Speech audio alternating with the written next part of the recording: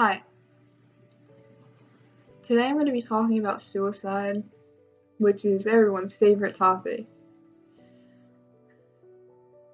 I think I need to talk about this today for me, and not just people potentially watching this, even though I really hope that it helps someone, even though I'm not sure if it's going to have a resolution or not.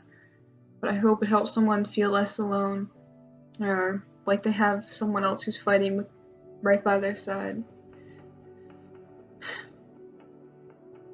Starting at the beginning, and I'm not going to go through all my like mental health stints or like all my whole life because that would take forever. But when I was 2 weeks after my 13th birthday, I went into I went into the mental health. I'm sorry, I'm not doing too good right now, but we'll get into that later. But anyways, I overdosed 2 weeks after my 13th birthday, and I got sent to a mental health ward. And that was the first time out of 6. The following 4 times were because I did not realize that there was something wrong with the environment I was living in, and I thought it was just me. And there were a lot of failures to do jobs that have gotten me to this place. There was a lot of negligence and a lot of lack of follow-through. And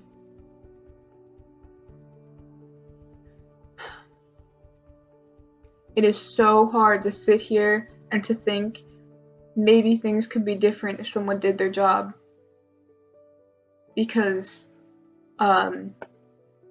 we have a policy here or something where like CYS, when they get called, they have to go to the house and check it out.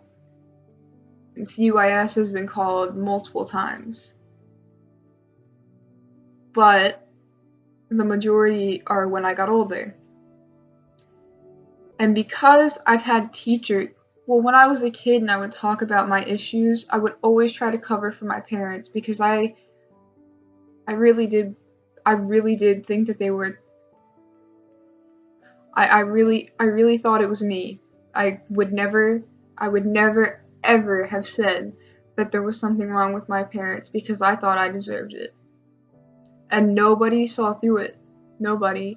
Even though I would tell them exactly what happened, no calls would get made because I told them it was my fault.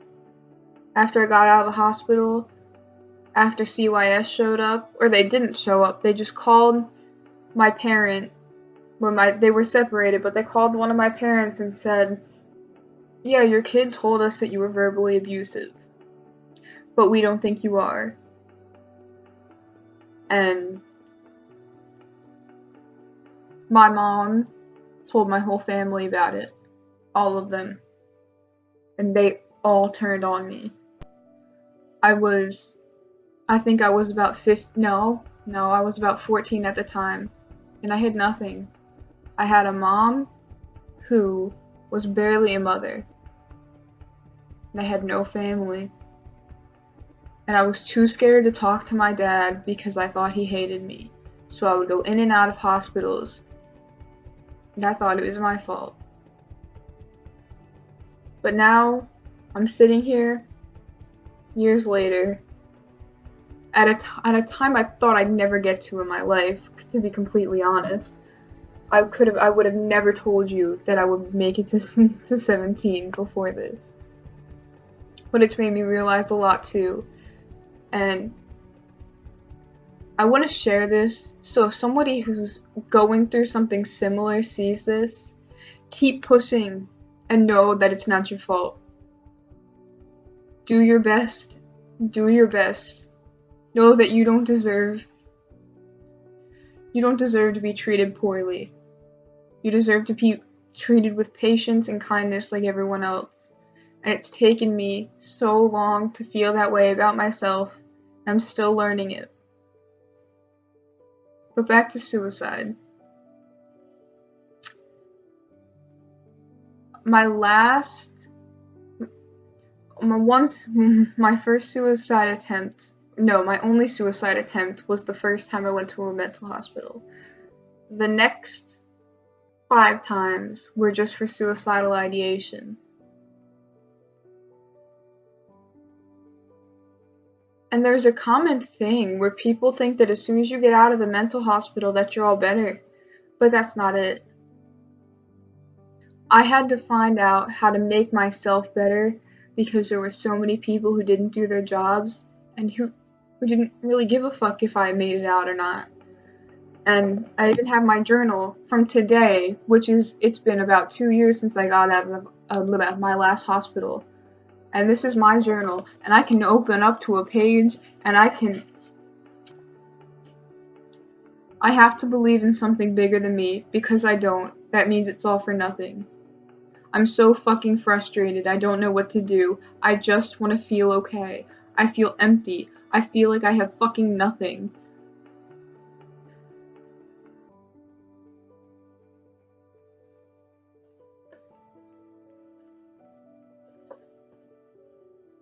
To this day, I still can't explain why fully, I guess. Maybe I'm just fucked up from my past. Maybe I'm just fucked up. But something that really gets me is that when I was little, my parents used to watch the TV. We would see people who like shot other people, and my parents would always say to me, why didn't they just kill themselves before they had to go out and hurt all these innocent people? And that fucked with me, and that still fucks with me. Not because I think I'm going to go out and kill somebody, because I don't, but I also don't think anyone plans to go out and kill somebody. I'm afraid of my potential. I'm afraid of how sick I am, because I know I'm not healthy.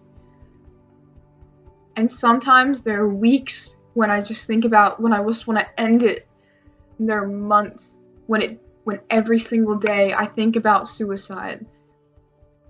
It's not something that just goes away. And I think about that all the time, about, well, what if I end up doing something horrible? What if my life ends up going to the shittiest place that it possibly could? Then, are people gonna say about me, she should have just killed herself? And this isn't, I don't want this to sound like it's just me bitching about my shitty parents. I'm aware.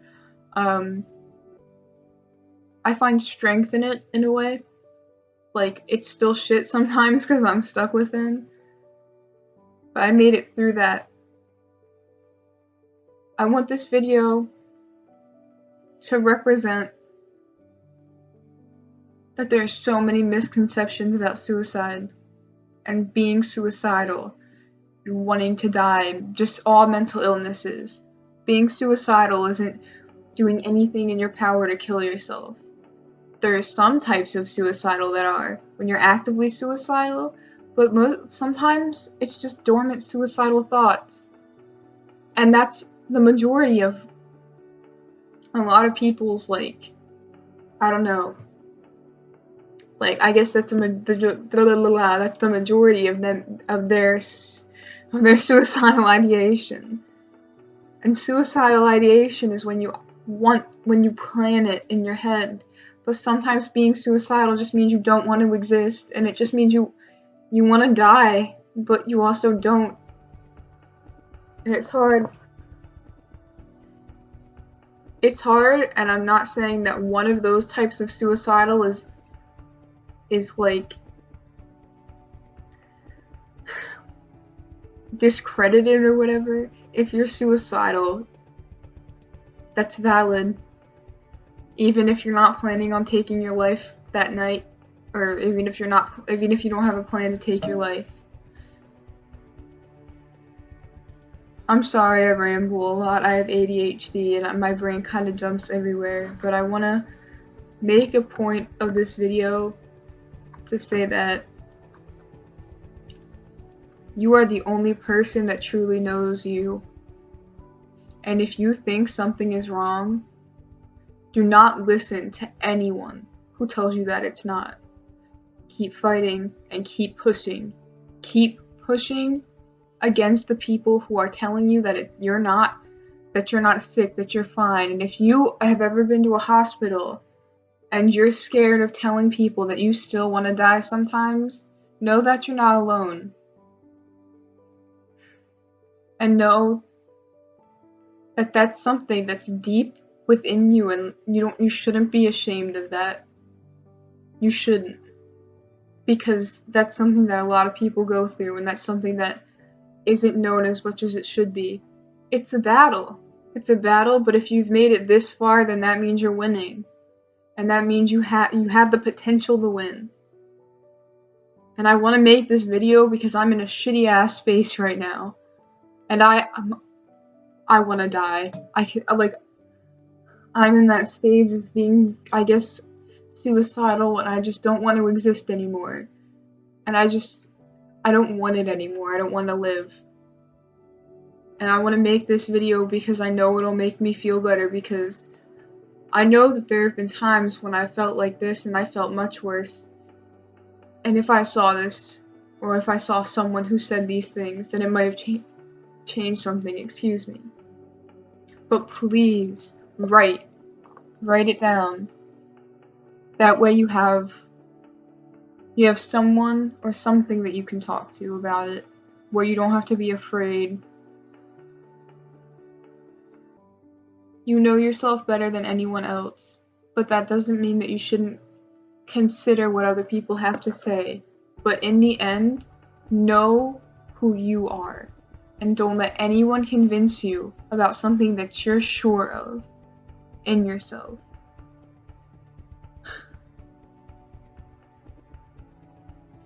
Suicide isn't a bad word.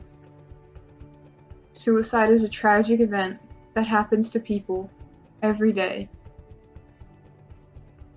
I could have been one of them. As a matter of fact, I probably should have been. And I wanna use my chance that I was given, my second chance at life, for something important.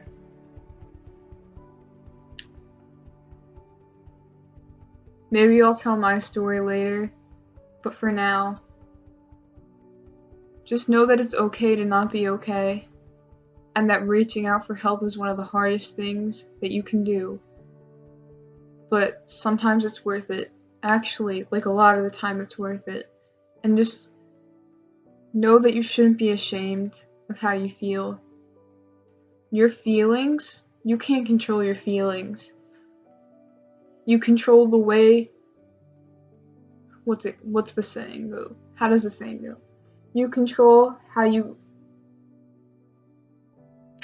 I'm sorry, give me 1 second.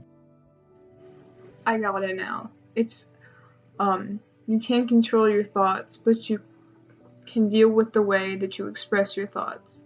Or you can't control your feelings, but you can control the way you express your feelings. And that's one of the strongest things ever. But I also know that when I was first getting into the whole therapy scene, that shit pissed me off. Cause what the fuck? Why do I want a coping skill? I want to get out of this trash ass environment that I'm stuck in. And it took a while, but it eventually got through my thick skull that I had to start doing things that were in my power, and leaving just wasn't one of them. But I plan on having a future. That scares the fuck out of me to say. Honestly, I got fucking chills because, ugh. And I hope you do too. And just know that everyone says you're not alone, but it's because it's because it's true. You're strong, you've made it this far, and you can make it even further. Thank you for watching this video, and I'm sorry I jump around a lot in my speech and I'm kind of confusing. But I really hope that you gained something from it, whether it was just knowledge or whether it was just a little bit of hope. There will always be brighter days, guys. See you later.